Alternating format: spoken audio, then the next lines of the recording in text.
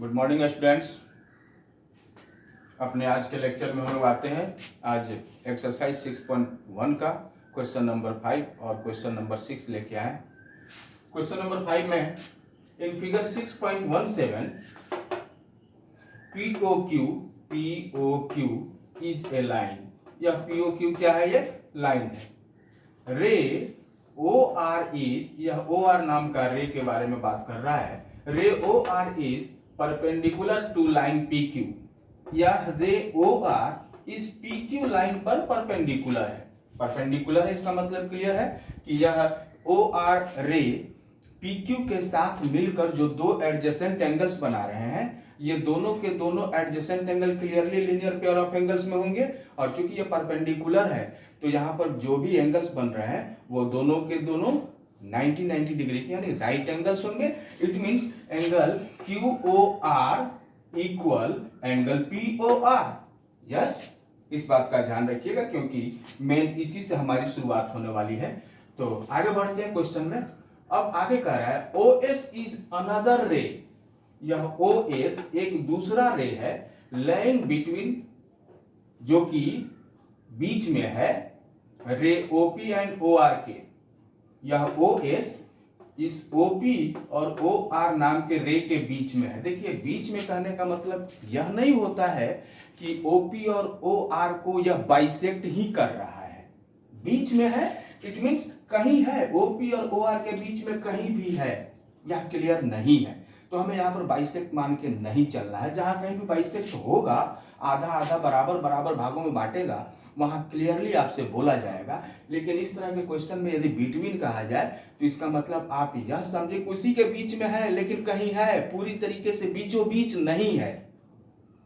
Okay, आते हैं आगे। इसी में फिर से OS इज अनदर रे। यह OS एक दूसरा रे है जो कि OP और OR के बीच में कहीं पर है। क्लियर है? आगे कह रहा है यदि ऐसा सिचुएशन है तो प्रूव दैट, साबित करें कि एंगल ROS, यह ROS यानी दिस एंगल, क्लियर है, ROS angle equals half of the subtraction of angle QOS and angle POS। QOS और POS के सब्ट्रैक्शन के हाफ के बराबर है, डिफरेंस के हाफ के बराबर है। क्लियर है? आइए चलते हैं अपने सॉल्यूशन में।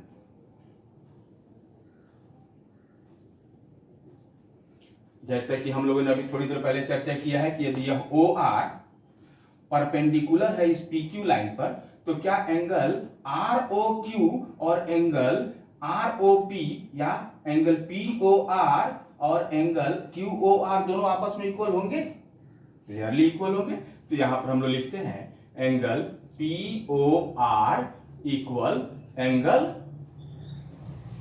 QOR। कोई दिक्कत? कैसे ये दोनों इक्वल हो गए? तो आप बता दीजिएगा कि OR is perpendicular to line PQ। Clear है? और साथ ही साथ आप ये भी यदि बताना चाहें, क्वेश्चन के मार्किंग के ऊपर डिपेंड करता है कि यदि आपकी मार्किंग ज्यादा है तो यहाँ पर आप बता दीजिएगा कि यह परपेंडिकुलर है और यहाँ लीनियर पेयर ऑफ एंगल्स है, इन दोनों एंगल्स का सम 180 डिग्री है। और चूंकि परपेंडिकुलर यानी एक साइड कोई 90 डिग्री का होगा तो दूसरा साइड भी 90 डिग्री का होगा, यानी दोनों के दोनों एंगल्स आपस में इक्वल। और इतना लिखने के बाद अब लेफ्ट हैंड साइड वाले POR एंगल को क्या हम लोग POS प्लस एंगल SOR लिख सकते हैं? एंगल POR को, इस पूरे एंगल को ऐसे भी तो लिख सकते हैं कि this angle plus this angle. इसे लिख लेते हैं angle POS plus angle POS plus angle SOR। उसके बाद इक्वल्स का निशान। अब क्या इस QOR एंगल को जरा ध्यान से देखें, QOR को क्या ऐसे लिख सकते हैं, या QOS angle subtracted by ROS, yes लिखा जा सकता है। तो लिख लेते हैं angle QOS minus angle ROS। Any doubt? Okay, जब यहां तक क्लियर कर लिया आपने तो समझ लो आपका ये क्वेश्चन सॉल्व हो गया। कुछ है ही नहीं, आप केवल यहां एक काम करें कि ध्यान रखेंगे कि यदि यहां पर ROS एंगल लिख रहे हैं तो यहां पर भी SOR एंगल ना लिख के ROS एंगल ही लिखे, या यदि यहां पर SOR एंगल लिख रहे हैं तो वहां पर SOR लिखें। दोनों जगह सेम एंगल लिखे ताकि आपको कहीं भी कंफ्यूजन ना हो। नहीं तो यहां SOR और यहां ओके। यहां ये बात आपकी समझ में आ गई।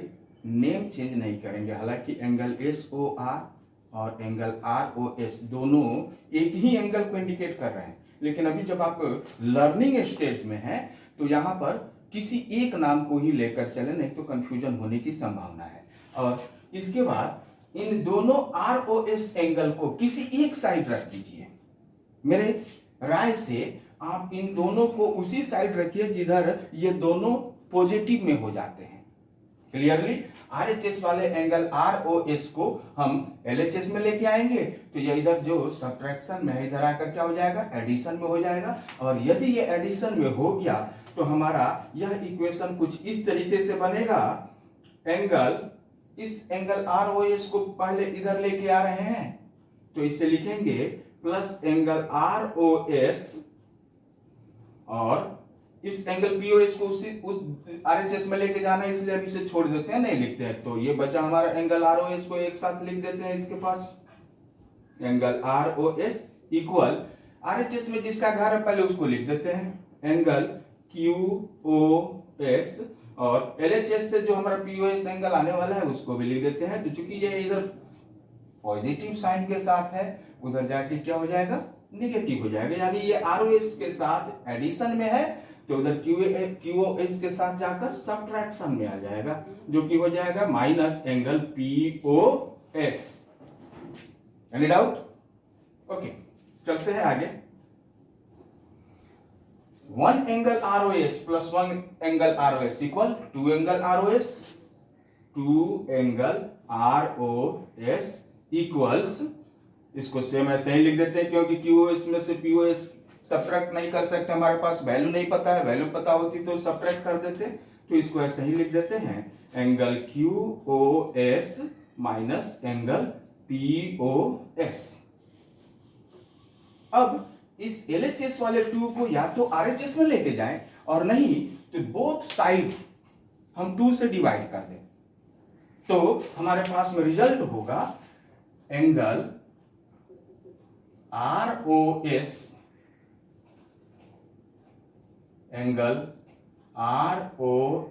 Equal half of the angle QOS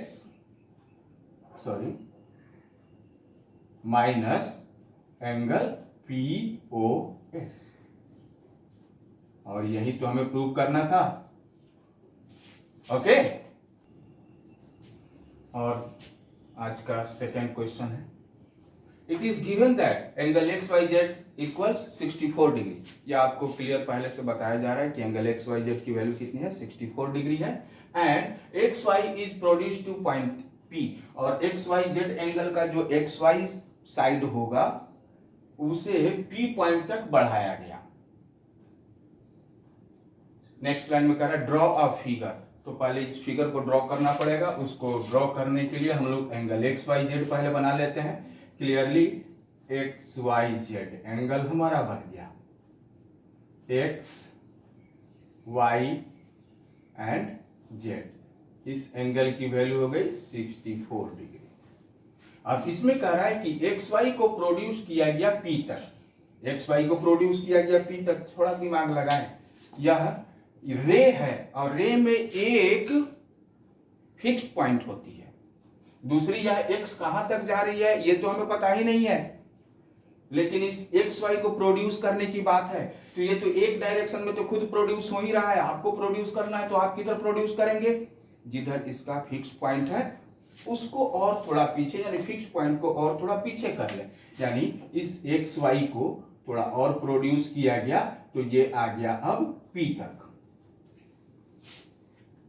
ठीक है, अब इस इंफॉर्मेशन से हम लोगों ने ये फिगर ड्रॉ कर लिया, यानी ड्रॉ अ फिगर जो बात बोल रहा है, draw a figure from the given information, ये काम हो गया। अब आगे कर रहा है if ray Y Q bisects angle Z Y P, यदि इस एंगल जेड वाई पी को एक वाई क्यू नाम का रे बाइसेक्ट कर रहा है, वाई क्यू नाम की रे बाइसेक्ट कर रही है किसको, इस जेड वाई पी एंगल को, यानी जेड वाई क्यू और एंगल पी वाई क्यू, इन दोनों एंगल की वैल्यू क्या हो जाएगी, इक्वल हो जाएगी, क्योंकि जेड वाई पी को यहां क्लियर कर रहा है, वाई क्यू बाइसेक्ट कर रहा है। ओके, देखिए इंटरसेक्ट और बाइसेक्ट में बड़ा अंतर है। इंटरसेक्ट मतलब कहीं काट रहा है और बाइसेक्ट मतलब काट रहा है, लेकिन यह निश्चित है कि वो ठीक बीचों बीच काट रहा है, यानी दो बराबर भागों में बांट रहा है। ठीक है, आगे बढ़ते हैं। तो हमें अब बताना है कि find angle X Y Q, तो एक्स वाई क्यू यानी इस टोटल एंगल की वैल्यू हमें निकालनी है। क्लियर है, एक्स वाई जेड तो आपको दिया ही हुआ है 64 डिग्री। यदि किसी तरीके से जेड वाई क्यू एंगल मिल जाए तो उस एक्स वाई जेड में उसे ऐड कर सकते हैं। तो उसके लिए आपको यह सोचना चाहिए कि क्या यह वाई जेड नाम की रे इस एक्सपी नाम के लाइन पर खड़ी है, और यदि ऐसा है तो angle X Y Z plus angle P Y Z equals 180 degree, और इसका मतलब कि इस पी वाई जेड की वैल्यू निकल जाएगी, यानी 180 डिग्री में से यदि 64 डिग्री को आप सब्ट्रैक्ट करेंगे तो एंगल पी वाई जेड की वैल्यू निकल जाएगी। और इस पी वाई जेड की जो कुछ भी वैल्यू होगी उसे यदि हम 2 से डिवाइड कर दें तो क्या एंगल जेड वाई क्यू की वैल्यू नहीं निकल जाएगी। जैसे ही जेड वाई क्यू की वैल्यू निकलेगी तो पी वाई क्यू की भी उतनी ही वैल्यू होगी। अब इस जेड वाई क्यू की वैल्यू को एक्स वाई जेड में ऐड कर देंगे तो एंगल एक्स वाई जेड निकल जाएगा, और साथ ही साथ रिफ्लेक्स एंगल यदि क्यू आई पी पूछ रहा है तो क्यू आई पी की वैल्यू अभी अभी आपने निकाली है, और रिफ्लेक्स एंगल निकालने के लिए फॉर्मूला है एंगल को जो भी जिस भी एंगल का रिफ्लेक्स एंगल निकालना है उस एंगल की वैल्यू को 360 डिग्री में से सब्ट्रैक्ट कर लेते हैं, यानी reflex angle P Y Q equal 36 degree minus angle P Y Q. Okay, समझ में आ गई बात। और यदि आपको ये बात समझ में आ गई तो मैं ये चाहता हूं कि ये क्वेश्चन आप लोगों को होमवर्क के रूप में दिया जाए। Any problem? ओके, तो चलिए हम इसे होमवर्क के रूप में रखते हैं, एक बार फिर से समझ लेते हैं। यहाँ एक्स वाई क्यू की वैल्यू निकालनी है, तो एक्स वाई जेड की एंगल की वैल्यू हमें पता है। यदि जेड वाई क्यू की किसी तरह वैल्यू मिल जाए तो इस एक्स वाई जेड की वैल्यू में इस जेड वाई क्यू को ऐड कर देंगे तो एक्स वाई क्यू की वैल्यू निकल जाएगी, जो कि हमारा इसका आंसर हो जाएगा। और दूसरा इसमें क्वेश्चन है reflex angle Q I P की वैल्यू निकाले, तो जब आपको जेड वाई क्यू की वैल्यू निकल गई है तो क्या पी वाई क्यू की वैल्यू नहीं पता चल जाएगी, और पी वाई क्यू की वैल्यू को पता चलते ही, यानी क्यू आई पी बराबर पी वाई क्यू पता चलते ही 360 डिग्री में से इसकी वैल्यू को सब्ट्रैक्ट कर लेंगे तो रिफ्लेक्स एंगल निकल जाएगा। एक बार फिर से बता रहा हूं कि यदि रे वाई जेड एक्सपी नाम के लाइन पर खड़ी है तो angle X Y Z plus angle P Y Z equals 180 degree. इस क्लू की सहायता से आप इस क्वेश्चन को सॉल्व करें। आज के लिए इतना ही, थैंक यू।